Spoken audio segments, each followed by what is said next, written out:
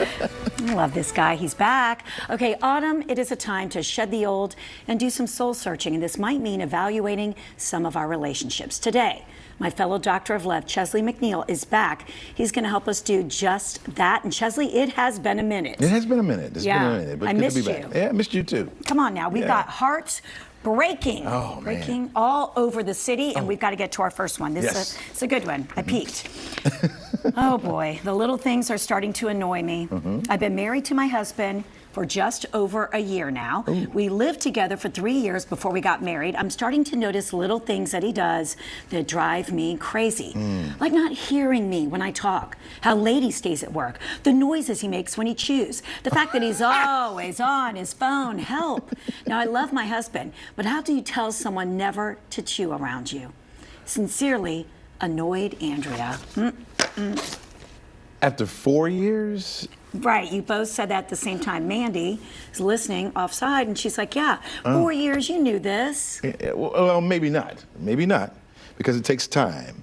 I'm sure it took you some time to find some idiosyncrasies about Jim, like, you know, did you always do that? You know, because after the beauty wears off. Yes, the honeymoon phase. The real you comes out. Right, but that should, I mean, okay, maybe let's give somebody a year of figure. I mean, like this has been 4 years. How does she navigate this? Well, the attitude changes also once you get married. Sure. So they've only been married one year. So when she was in the we're just dating, living together kind of phase, she probably let a lot of stuff go. Yes. I'm not married to the guy, whatever. Right. Now I'm married to you, then I'm holding you to a higher standard. So that typically happens. Okay, but how do you approach someone, Chesley, when a lot of these things many of us might consider to be kind of petty? Right. You know, I mean, it's like, God, she's tearing the poor guy apart. Yeah.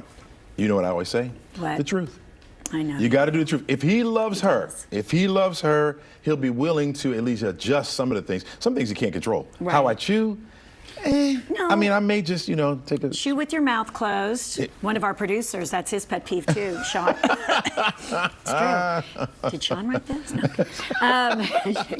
Perhaps. Right. But I mean, right, if you're willing, it just would be a really tough conversation, but if this stuff you feel like is putting a wedge in your relationship, and it sounds like it is, then, I mean, maybe don't hit him with all these things at once.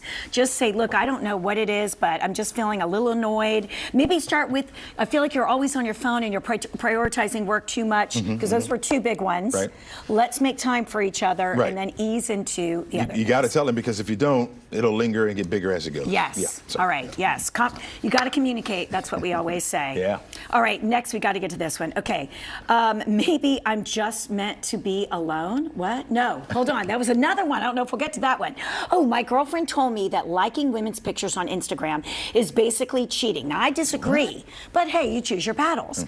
Now, if it means that much to her, I won't do it. But then she often likes and comments on men's profiles. Now, it doesn't bother me or make me jealous, but don't you think there is a double standard that needs to be talked about here?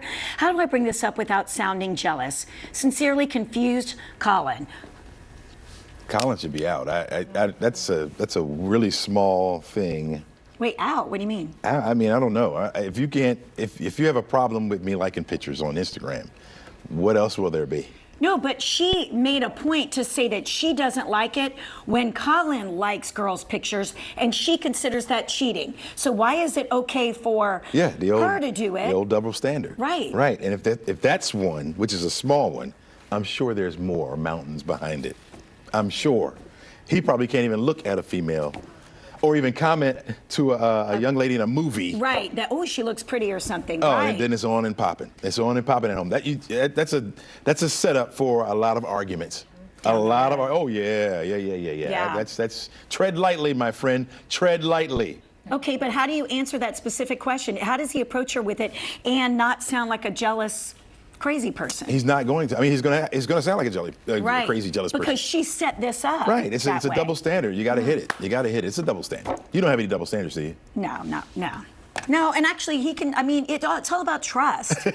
So if he likes a picture and I like, I mean, I'm not digging into what they're liking and commenting on, you know? Somebody's insensitive. So you actually think he might even need to hit the road. Get out while you can. Wow. Yeah. All right. He's a straight shooter. All right, do you have a question for one of us? Both of us?